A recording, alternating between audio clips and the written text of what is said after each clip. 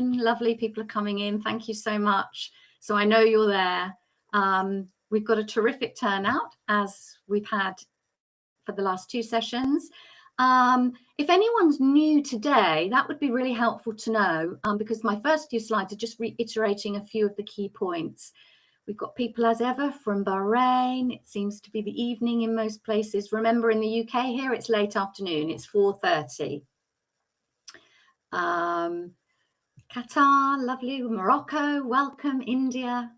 It's so exciting to see you all coming in. And at the moment, no one is saying that they're new. So I'm assuming that you've all been in the previous sessions with either Charlotte and myself, or Charlotte yesterday.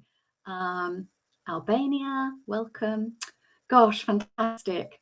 I'll just give us a few more minutes to let people come in and speak, but obviously we've got another full program and we want to get started pretty quickly. Iran, well done. Today's my third day. Congratulations. You're heading for the certificate then. Fantastic. Philippines, welcome.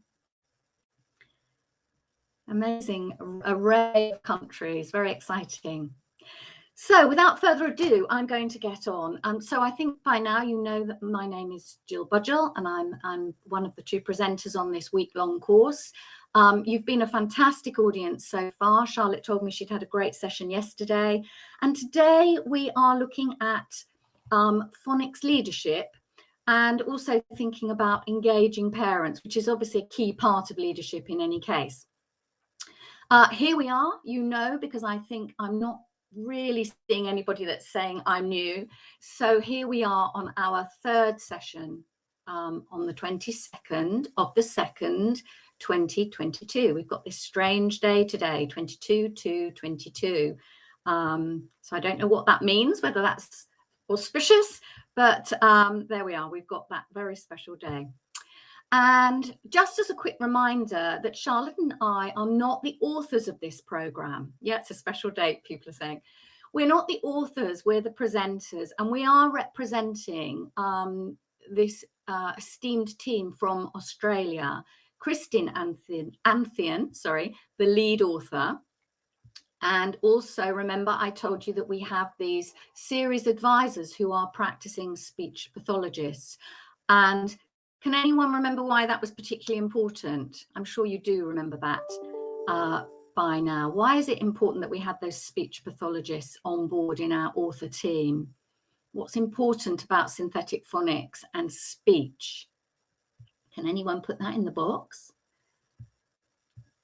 Correct pronunciation. Thanks very much. Oh, sorry, I missed who said that. Yeah, lots of people coming in. It's very important that we pronounce the sounds really clearly. So we're not saying M for the letter M. We're not putting the schwa sound on the end. We really want to have pure sounds. So we're saying So when children blend the sounds together, they can hear the word really clearly. Okay, so here we are on halfway through. People are asking about the certificate, but you'll get the certificates at the end of the course on Friday.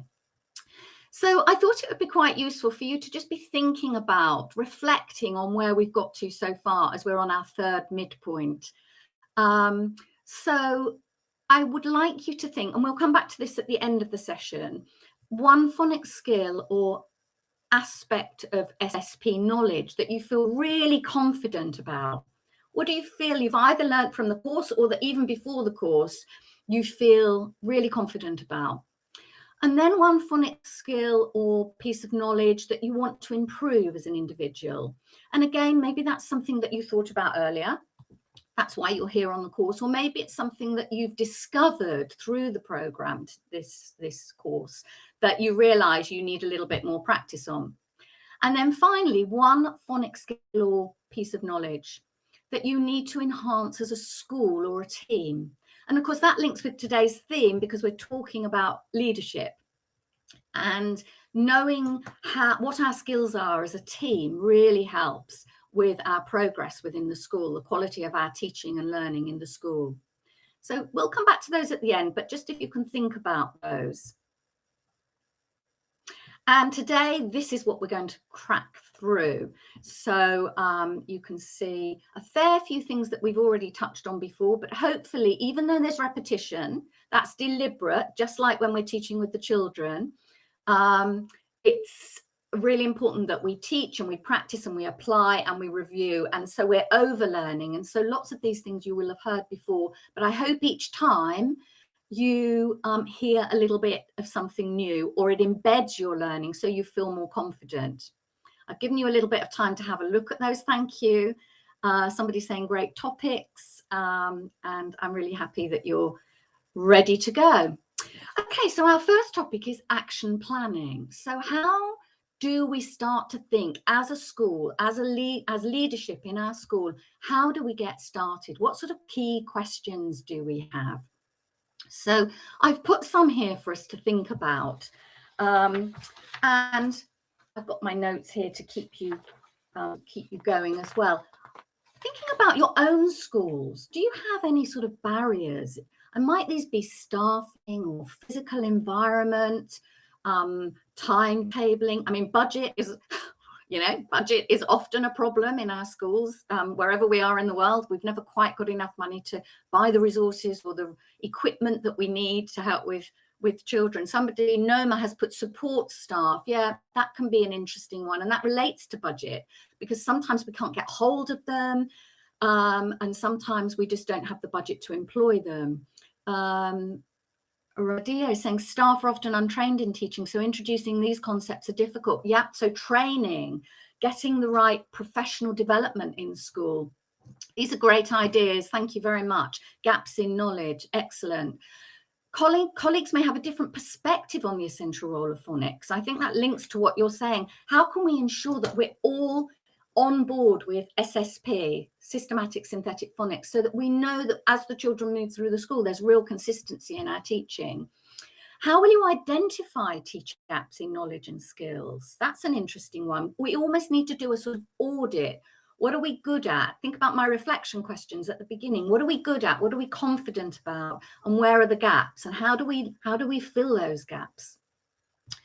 How will we ensure fidelity to the programme? We talked a lot about this on Sunday, making sure that if we choose a programme, we follow it as it should be followed. So we're not going off and doing our little own dances and interpretations, but we're really following the programme. How will you involve parents? We're coming to that again later in the programme as well. It's a partnership, isn't it?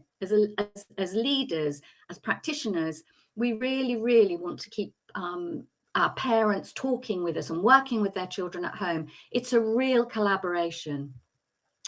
And how will we ensure children keep up and catch up if they do fall behind, or be challenged if they're really learning very quickly and they want to get going? So these are some of the questions we need to consider as a staff within school if we want to ensure good leadership.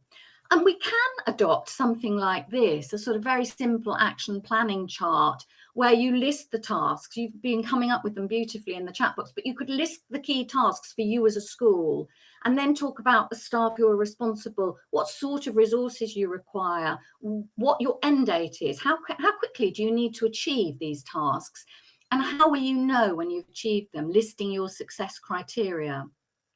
Welcome, Nuna. It's her first session from Amman in Jordan. You're very welcome. So action planning, very important. But apart from the generics around action planning and our leaders and our leadership roles, what about getting started with the programme? What about getting started with Snappy Sounds? We talk very much about nominating a Snappy Sounds expert or leader in the school. So we sometimes call this person a champion. And I have a funny feeling that the champion is probably you people, because you're the people who are here on this training. And if you decide to adopt the programme, or you've got the programme, then you probably are those people. Together as colleagues, you need to really explore and read the resources. It's very important sometimes to team with another school. If you're working in a school, that's connected to other schools in the area or through your organisation, then actually working across teams, across different schools is so valuable. So that's a really top tip for getting started too. You can help each other. Yes, you can do peer observations. You can swap expertise. You may have a gap in your knowledge in your school, but the school down the road that you're working with, they may have someone that can come and help you with that. So it's about this collaboration. The program contains professional development videos online as part of the resource. You do not need to pay extra for those. And these are a fantastic way to dip in and dip out of your professional knowledge. And we shared that, I think, on Sunday as well. But they really are precious, and they're very short. So you don't have to get a cup of tea and sit down for an hour at a time. You can actually just sit down, well, with a cup of tea, of course, or whatever, but just for a very short time. If you're feeling like one of your gaps in the program is this clear pronunciation, which we talked about right at the beginning today, then you can master the sounds yourself by watching the speech pathologist videos, again, included in the program. You don't have to pay for them extra. So if you're multilingual or bilingual, and I know that many of you will be, and you find specific sounds quite difficult, then tap into those videos, because you can, in the teacher's book, you can see photographs of how the mouth would look if you were saying a sound like ch or, but you can also watch the speech pathologist videos. They're really helpful. And finally, we were talking about checking Snappy Sounds lesson plan relevant to your age group or the children in your class. So obviously, what really matters is getting down to practicalities. Look at a lesson and think, does this work for my children? Can I imagine being the teacher delivering this lesson? I think that's really important. Does it feel real to you? Does it feel practical? And talk about it with colleagues in school, or, as we said, those colleagues down the road that you're working with. So that's getting started with the program. Other things we need to consider: establishing systems. What about timetables and implementation? One of the barriers we talked about at the beginning is time. You know, how much time do we have? What's possible in your unique situation? So you can see here the crocodile at the bottom. He's telling us that Snappy Sounds recommends 25-minute to 45 minutes lessons at least 3 times a week. That's the ideal. In the UK, we have the luxury of a daily systematic synthetic phonic lesson.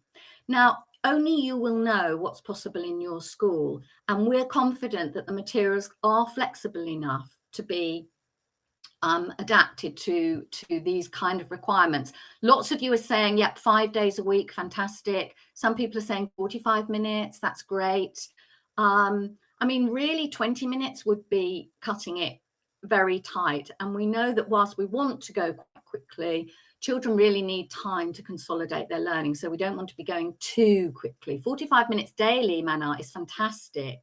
Fatima's saying at least 20 minutes, 60 minutes a day. Fantastic. Yeah, sounds like you're all on board with needing to give this discrete time to phonics. That's really great to see. Wonderful. When will you review this? So when will you review the program? I think it's really important to build that in from the beginning. So how will you know what's working well and what hasn't worked so well? And how can you discuss how to improve it? This comes back to having this champion, who I'm hoping will be you in your schools, talking to colleagues and saying, well, this was amazing, using an online video to improve my knowledge. It worked so well when I then went and did that in the class with the children. But similarly, there might be things you think, oh, we all have those days. Oh, it's a disaster. I didn't get that right.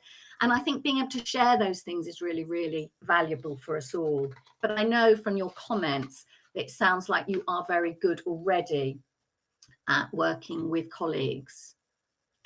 Okay, so here we are. Sequence and pace. This is a repetition, this slide, but I didn't want you to forget that as leaders, as champions of Snappy Sounds, it's very important that we don't forget the pace. So it recommends 1 to 4 new GPCs per week: grapheme, phoneme, correspondences. Remember that: grapheme, letter shape, and the phoneme, the letter, sound.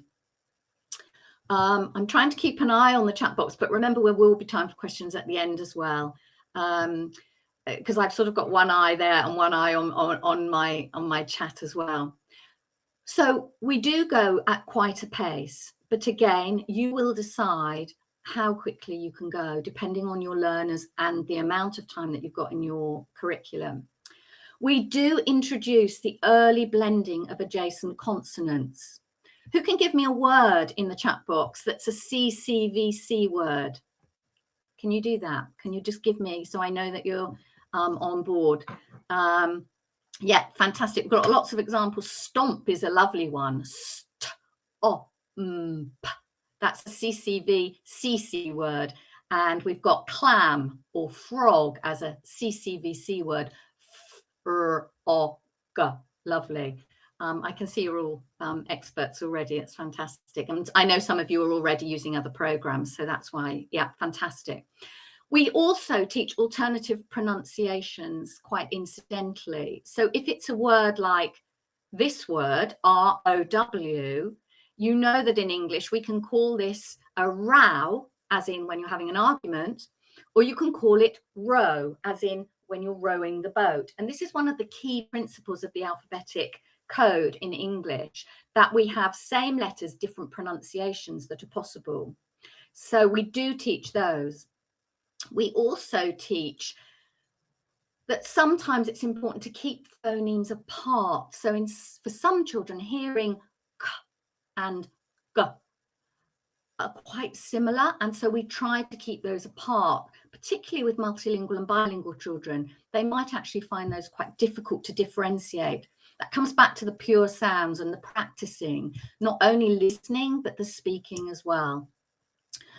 Separating, somebody saying, how about C and K? Obviously, yes, say different letters for the same sound, whether they're separate or together, as in the end of stick.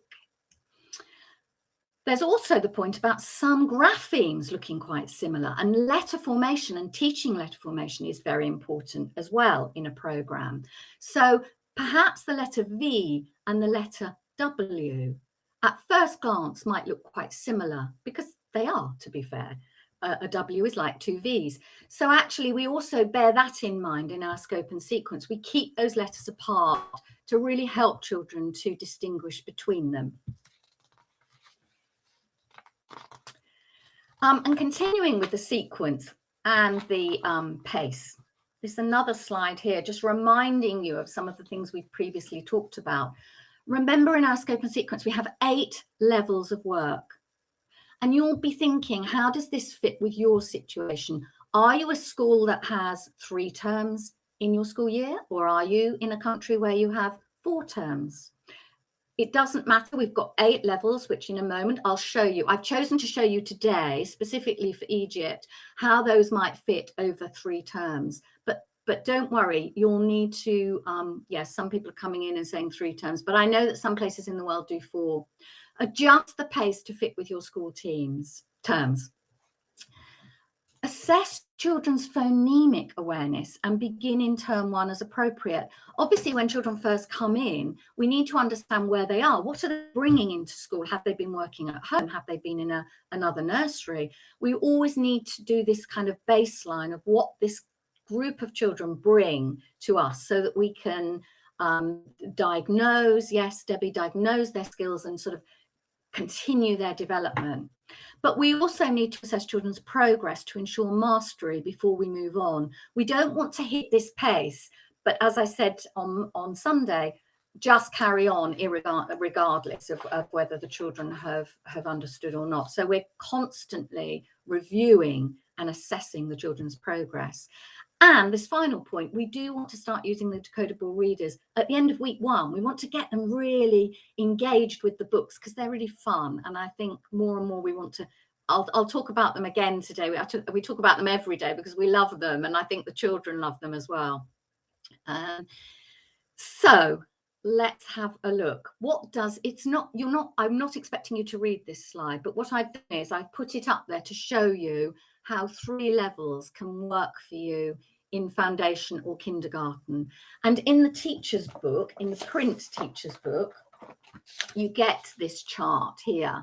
This one here shows 4 terms, but you can see it's a really nice mnemonic for you as the teacher, because you can see what books you need and what extra resources you need down here. And it also, if you can see, specifies what phonemes and graphemes are taught in this level. So it's a really nice kind of quick fix on what you're going to be challenging the children to.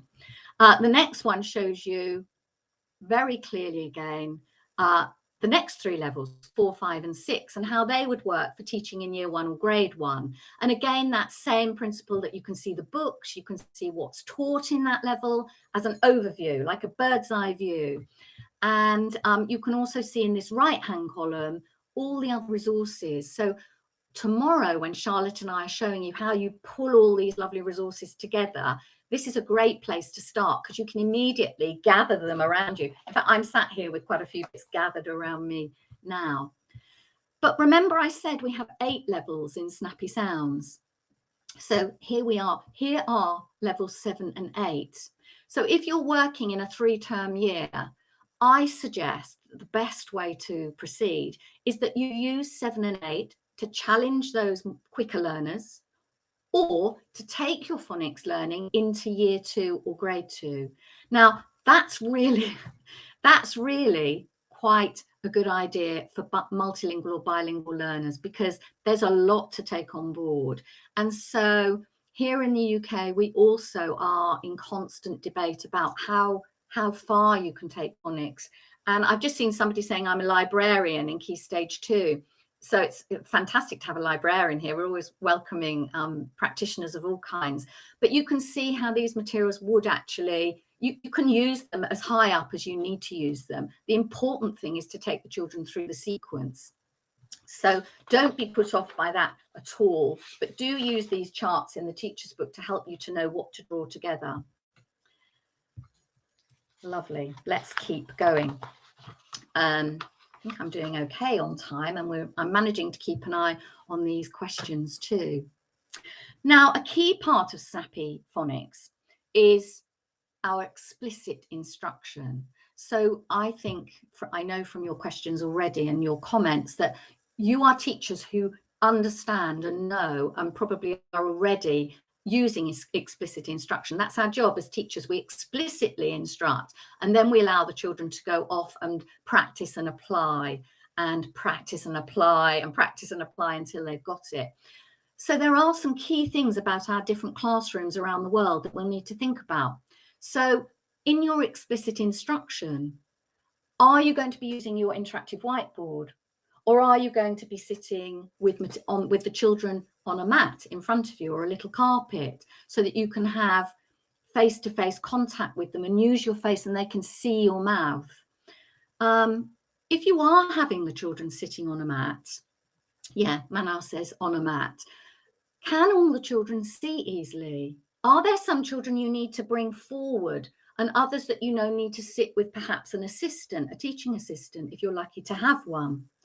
If you're using flashcards or even one of the little books, you need to have the children closer to you, unless the book is on the interactive whiteboard.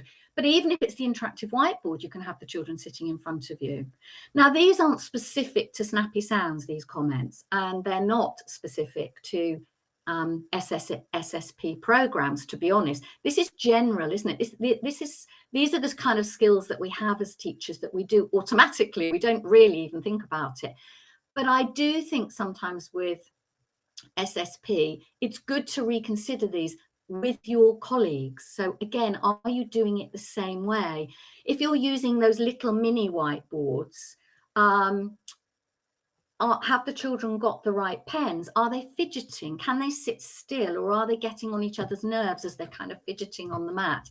Do they need support? So do they need to sit nearer you, or, as I said, with an assistant? If children are in rows or on the mat or at desks, is it easier to ensure that you've got them with you? Because we really want to engage the children. It's a bit like here with you. I can't see you, and which is such a shame because it would be fantastic if I could, but I'm really conscious that I'm leaning in and I'm using my hands because I want to keep you engaged. And is that easier for you if the children are right in front of you? Small groups are fantastic if you've got that luxury, but some places around the world I know have a lot of children in the class, and actually they feel that they can better engage the children if they leave them at their desks. So I know that, you know, these things vary around the world. Will you allow your group work, or will you practice and apply activities to the whole class? So some of you will be confident with group work, but again, some of you will prefer to work with the whole class. So lots of these key ideas are worth sharing as a staff. It's part of your professional development and your professional agreement about how you're going to adopt the programme. Okay, so let's have a little bit of fun here.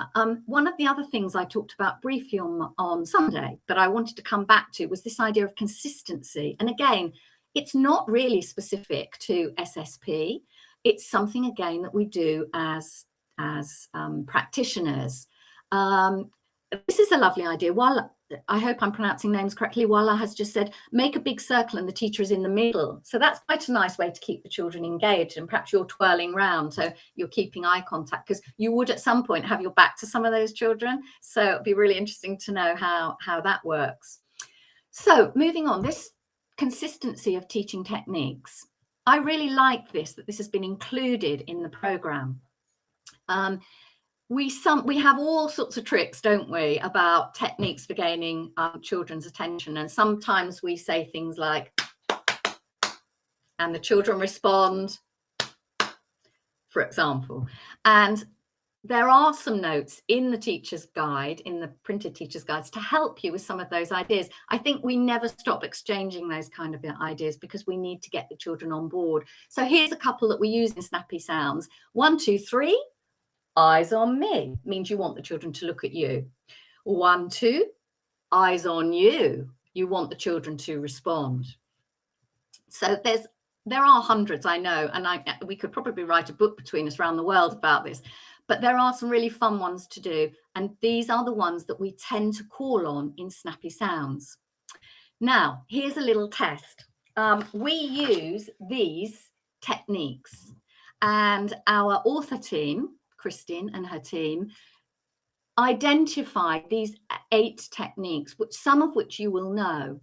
So track with me, sound with me, blend with me, read with me, get ready, what sound? Get ready, what word? Everybody. Think, pair, share. Now, some of you may know some of these techniques. Have a quick look at the descriptions on the right-hand side and see if you can begin. So track with me, for example, which one of those, I should have numbered them, so you could have just put the number in. It would have been much easier, wouldn't it? Have a quick look through them, though, and see what track with me relates to. So, oh, somebody's just put in there, I like this hocus pocus, everybody focus. That's a fun one. Track with me links with the last description. Watch my finger and listen as I blend the sounds to read the word. Yeah, well done. A few people are coming through with that, the last one. Sound with me. That links to the 4th statement. Say the sound this letter, these letters represent. Let's have a quick look, because I think you're getting the idea of this, but I don't want to linger here for too long. Let's look at the answers on the next slide. So here we go. Track with me means watch my finger and listen as I blend the sounds to read the word. I'm modeling that for the children. Sound with me. You say the sound this letter and these letters represent. So we're looking at perhaps a word like and we're saying and, and say it with me, sound with me, and the children join in, and. Blend with me. Now join me in tracking the letters and blending the sounds to read the word. Oh, actually, that's what I've just done, haven't I? I've blended rather than just chosen one sound. Read with me. Say the word with me. So we've blended it and now we're going to say it. We've said and. Now we're saying and. Get ready. What sound? Say the sound, each sound as quickly as you can. Ah, duh, ah, duh. You say it. Get ready. What word? And maybe I can use flashcards here and I'm showing you quickly, showing you sounds. Words, sorry. Say each word as quickly as you can. Everybody, let's all read together. We often do this in guided group work. Let's all read together. Listen for my clap and then let's all begin. So we'll use this as this is the book that I'm holding. So I'll clap to say we're going to start. Pete and the Baby Hippo. This is a level 5 book, so obviously not from the very beginning. Think, pair, share. Now turn to your partner and practice. Take turns. So maybe you've given them something that you want them to read and they're reading it together and working collaboratively. So these are some of the things that we really enjoy working with in Snappy Sounds, but they may well be techniques that you're using anyway. So I hope that's a useful sort of insight into how to be consistent with some of these things. If all the teachers are using these techniques, the children just know them. It's no problem. You don't have to keep reteaching them. They're consistent across the school, across the classes. Fantastic. These are teaching strategies. Yes, Shiza, they are, yes. Okay, let's then think a little bit, we're halfway through, about assessment and tracking. Remember I said it's really important when these young children come into school that we understand what are they bringing to us. So let's check their phonemic awareness and their skills before we start on week 1 of Snappy Sounds. Remember I showed you on Sunday that we have this lovely phonic assessment folder. So these ideas are coming directly out of this assessment folder, and there's plenty of guidance to help you. But I pulled out here a couple of the ideas. So we might use some of these types of questioning. Find a picture that begins or ends with the sound S, for example. We can ask these of children. Do these words begin or end with the same sound? So we might say, listen, fox, cat. Do they end with the same sound? Or if I say fox and socks, do they end with the same sound? Well, actually, yes, they do, don't they? But we know they're different letters. So it depends what we're trying to say to the children. Yeah, fantastic. You're saying yes, they do. What's the first or the last sound in the word? So if I say fox, what's the last sound or what's the first sound? Fantastic. You're doing really well here, giving me all the answers. Fantastic. What's in the middle sound in the word? So if I say a word like night, it's easy if we say fox, but if I say a word like night, yeah, brilliant. Lots of you saying I, and we know already because we're experts, it's IGH. If I say b, a, g, what word am I saying? What word am I saying? So getting children to tune in to oral blending. Fantastic. Bag is the word that I'm sounding out. You can have lots of fun and games with oral blending, asking the children to k, l, a, p, and see if they can listen and blend in an oral way so that they clap. Fantastic. And tell me all the sounds or the second sound or the third sound in a word. So getting ever more sophisticated at asking children to listen. So these are really basic skills that we can be doing to see what children bring in. And as I say, plenty of opportunities within the assessment folder for you to do that. Now, why do we assess phonic knowledge and skills? At this point, I'd really like to play you a little video, and I've got Amanda in the background and I'm hoping, yes, there we go. We're going to just play you this very brief video. I'm just going to come off sound for a minute while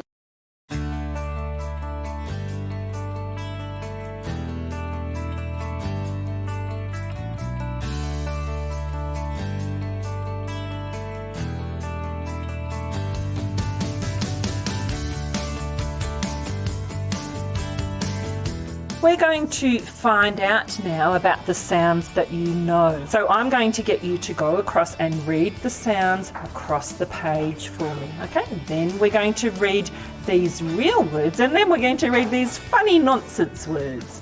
Okay, so can you put your finger on the top here for me and say the first sound? What's that sound? Yes, nice and loud for me. A. Good. T. P. I. D. G. A. K. Great, thank you. Now what we're going to do is have a look at these words. Can you put your finger under the word and read the word for me? Z. I. Zip. Y. Eat. Yeet. W. A. G. Wag. V. A. That. J. Can you say this one for me again? This one, what was this one?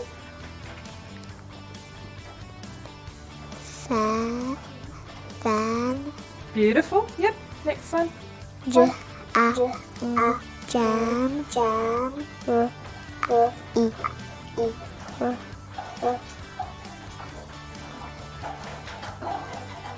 E.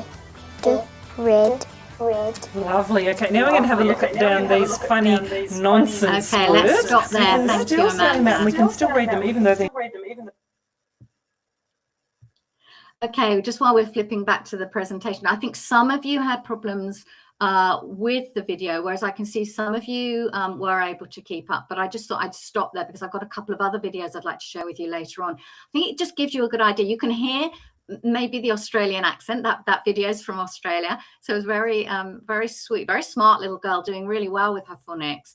But the point is, those assessments come with Snappy Sounds, so you can see there was a version that the little girl had, and there was a teacher version too. And so that's, sorry, I'm showing those the wrong way around. There's the student version, and then there's the teacher version. So you've got two, and you notice the teacher was marking up one.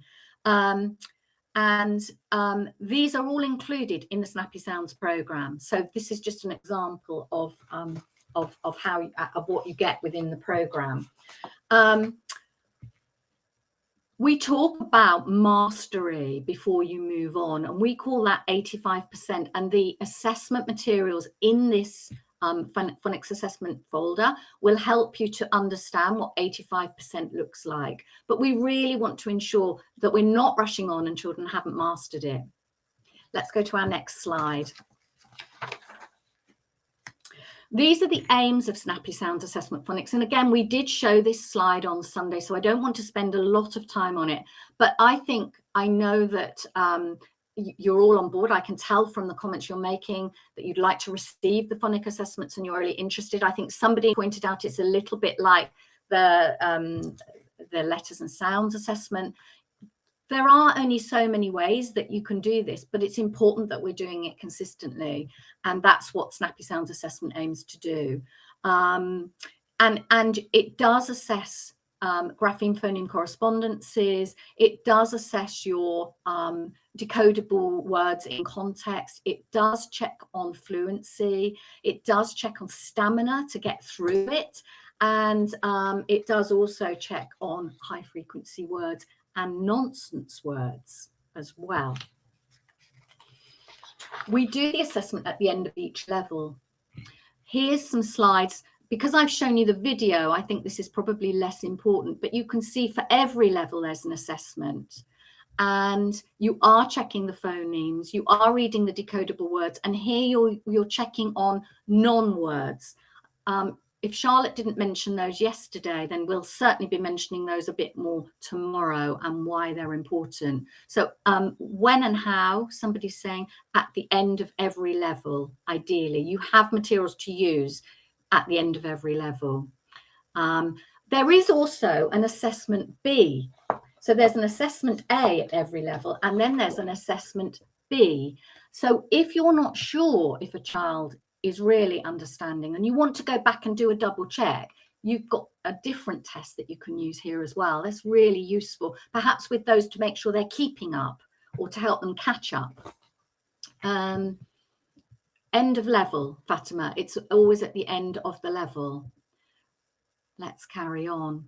It also includes the teacher version of the card. That's what I was trying to show you with the two cards. And I think you saw the teacher there with her version and the child's version. There's a tricky high frequency word check. There are additional unseen texts for extra practice, as well as those B assessments. There's also further unseen text. So these are all helpful for you to give children more practice, just to really drill down into whether they've understood something. And there are tracking sheets and marking guidance. I think there was a question about that as well. So everything you need is there, and there are videos to help you understand how to use them. But they're super simple. They really are. And many of you will already be using assessment techniques very similar to this, so there won't be any real surprises. Okay, moving on to a different section. We will, I'm sure, still touch on assessment again tomorrow, because I can see you're all really keen on that. What about sharing information? Going back to this leadership focus that we're on today, how do we share information? Well, I could sit here and give you lots of ideas, but I know you will already have systems in your school for sharing information. How do you share your assessment data, for example? How do you share your tracking information within the school? Okay, Shiza has said Class Dojo, perfect example. See what I mean? You already have systems, so you don't need anything specific for an SSP program. You can feed the information into your existing programs. And this is your job as a reading champion, as a phonics champion, or a leadership expert. These are really important ideas that you're not, as we say, throwing the baby out with the bathwater. We really are building on existing techniques and systems that we have in place. Seesaw, LMS, yeah, perfect. So it's within school and as the school as a whole. It might be between schools if you're working with colleagues in a group of schools, between classes for transition. You know, sharing the information about the class of children that you're moving on is really important. With SEND experts, special educational needs and disabilities, so those teachers who look after those children who've got real learning challenges, very important that we share the information with them about their phonics learning. And of course, with parents, to ensure we've got this good homeschool, yes, liaison. Samira's just said with parents too. Absolutely. Really important that we have those systems in place. Okay, another quick video. We are actually almost coming to an end, but I really wanted to just mention again decodable text. We'll be talking about them again tomorrow because we love talking about the decodable text. Have a look at this video.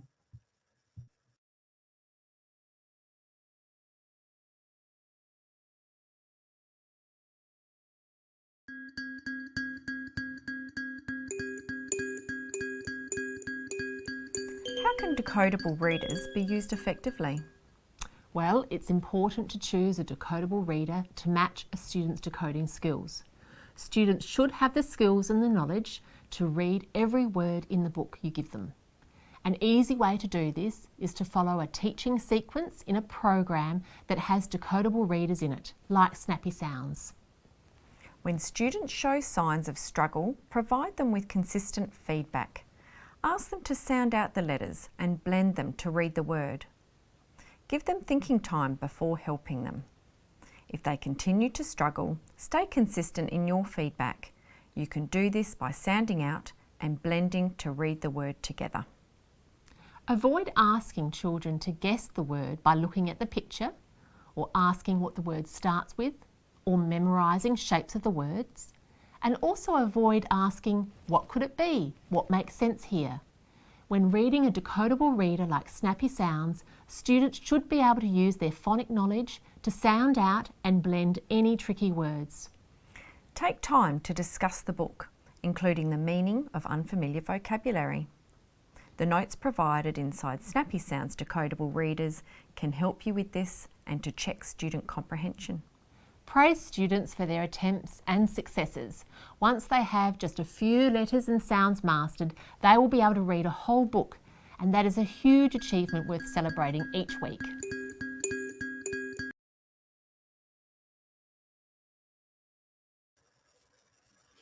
Fantastic. I think that was, I'm not sure if that was what is a decodable book, Amanda, or how to use a decodable book, but I think we've probably got time to have the second video if, yeah, perfect. Another quick video.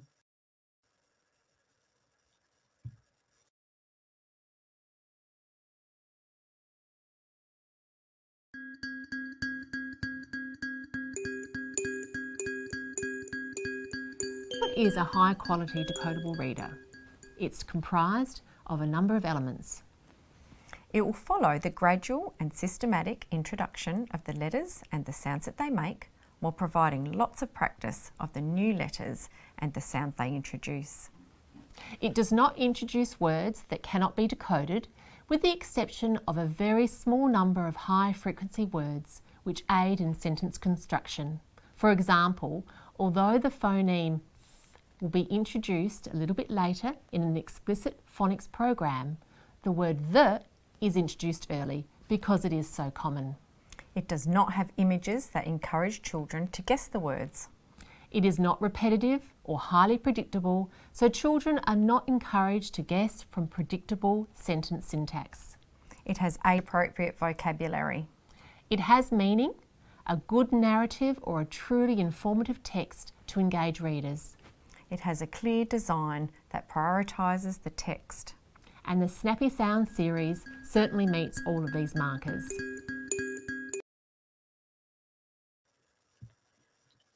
Wonderful. Thank you very much, Amanda, for playing those videos for us. I'm really sorry for those of you who had sound or visual difficulties with those videos. We will provide the links afterwards. Please don't worry about that. I think it's really nice for you to see the clarity of those and the shortness. You know, I kept saying how short they are. They're just lovely little reminders for you. Remember, Snappy Sounds has these 80 books. Here they all are. We show this in, I think, every day, this lovely chart of all the books. And that last book here, that last column at every level is a book that you can use for review or assessment. It brings together all the sounds, letters and sounds that you've learned across the level and put them all together. And so it's in itself like a little assessment. But where will you put these books? Let's think again about being that reading champion and that leader. Where will we store them? How will we keep them color coded and keep them in their levels? How will we check that children have the correct access? Will we let the children have access, or will we in fact control which books the children use?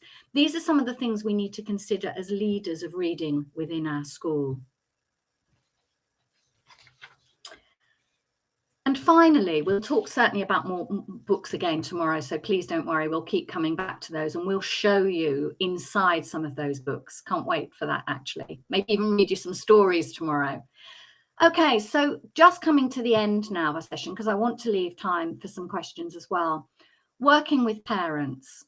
Of course, Snappy Sounds recognises that we are in partnership with our parents, and many of you will have parents who are very keen to understand this weird and wonderful thing called systematic synthetic phonics. We all have families that are more challenging, where parents are less confident or less able to find the time to be involved. So we need to consider all of these things.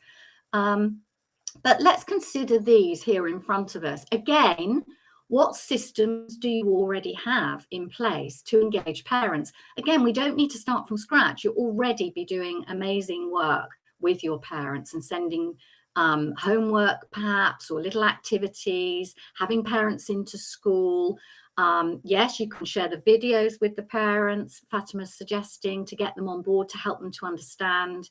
But we need to consider including progress information about phonics skills as part of our regular parent-teacher consultations. So when parents come in to understand how children are doing, we need to make sure we specifically address children's progress with their phonics. In order to help parents understand, we can run workshops, we can hand out information sheets, we can share those videos. Yes, you can make interesting programs with their own children. And you do need to consider Snappy Sounds as a whole, as well as specific aspects of understanding systematic synthetic phonics. So what's important about it, the letter shapes and the letter sounds. Many parents will be familiar with capital letters and just learning A to Z, for example. They may need help to understand that we actually talk about different phonemes and perhaps 2 letters, 1 sound, ch, k, for example. And we can also create tip sheets about how to help at home. So using the decodable books, you could send that video home, that link, or you could create your own little tip sheet using the video or using some of the activity sheets. So there are lots of ways that you will already be engaging with parents and that you can just continue to use for working with parents in relation to Snappy Sounds. They are just like us. They're just like me talking to you today, aren't they? Many of them. They just want to know what's inside the program and how can they help and what is it about the program that will enable them to engage. So that's really fun to try and do. Okay, that's the end of my session thinking about leadership today. So let's do our normal thing and have a look at our quiz to see how well I've taught and how well you've listened and understood, and whether we need to go back and do some review work. So are you ready? Fingers on the buzzers, as it says. It's essential for one, so this is true or false. It's essential for one person in a school to be a Snappy Sounds expert. True or false? True or false? Oh, we've got some trues and some falses. Well, I suppose it's false in that it's not essential. It's ideal if we can, and it's a very good idea to appoint one teacher who can become that expert. But we're always all learning to try and become experts, aren't we? Moving on to 2. Where can you look in the resources to support teacher knowledge and skills? Where's the best place to look in the resources to support your own teacher knowledge and skills? What resources are there? Yeah, there's excellent. The teacher's book, of course, and in the online toolkit, remember there are those videos. We've just seen a couple of the very shortest ones, but there are lots more of those videos to support you. Number 3, the Snappy Sounds recommended pace is 1 to 2 GPCs, grapheme phoneme correspondences, a week. And you should not flex this. True or false? Great. False. Yes, false. We really need ideally 1 to 4 GPCs a week, but as we've talked about endlessly, of course you have to flex that for your own needs. Very important that the program you choose, whether it's Snappy Sounds or another program, enables you to make those decisions. It should be flexed. What shouldn't be flexed is the sequence of the sounds, but the pace can be. Excellent. Number 4, when can you begin to use the decodable readers? Yeah, excellent. Thank you. Everyone's really on board here. Yes, very quickly in week 1, at the end of week 1. Once you've taught those sounds, let's get them using them and reading them and writing them. Excellent. Number 5, what does track with me mean in explicit phonic instructions? Sorry, that's a long one to type out as a response. What does track with me mean in explicit? Yeah, it means don't speak, but follow with your finger as I demonstrate blending sounds. So that's what tracking means. So it's sort of listening and following. Yeah, like following with a finger. Excellent. Okay, moving on to the second one. Hope you're keeping score. Number 6, Snappy Sounds recommends 25 to 45 minutes 3 times a week. True or false? True or false? Yes, it recommends that. It is true. We do recommend some discrete sessions, and we talked about timing earlier. Number 7, give an example of a question you could use to assess a foundation child's phonemic awareness. Anyone remember that slide? It was slide 11. Again, sorry, it's a lot to type. But any of those questions from 11? Yes, you could ask about the first or the last sounds. What's the last sound? I used fox and socks, I think, didn't I? Yes, you can do that. Lovely. Middle sound. Yeah, excellent. Thank you very much. 8, name something you can do to support and work with parents. Probably something you're already doing. Yes, you could use the videos. Exactly. What else could you do? Class Dojo. Excellent. Videos are coming off, but yeah, workshops, run workshops using the PTA. Excellent. You could write tip sheets to take home. Lovely. Number 9. Oh, the numbering's gone wrong on this slide, isn't it? Number 9. What percentage is considered a secure or mastery level in the Snappy Sounds assessments? Excellent. 85% is what we're really looking for. And as I said, that will, in the assessment folder, you can have a look at that to really explain it. Number 10, which seems to look like number 9 here. Why must you control which books are read and in which order? Why must you control which books are read and in which order? Why is that important in an SSP program? Yeah, consistency. More than that, it's level-based, yes. Progression to improve, yes. Consistency. It's actually because we don't want to, we're not expecting children to read words that are made up of letters and sounds for which we have not yet taught. So it's really carefully controlled. And when we put a decodable book in front of them, we know we have taught those letter sounds. Doesn't mean they'll be able to read them all, does it? Because they're practicing. But it really is something that we really like to control. Excellent. Thank you so much. So I'm sure you all got 10 out of 10. You've been fantastically engaged as before. It makes such a difference when people are chatting in the box. Thanks so much for that. And we have a few minutes for questions.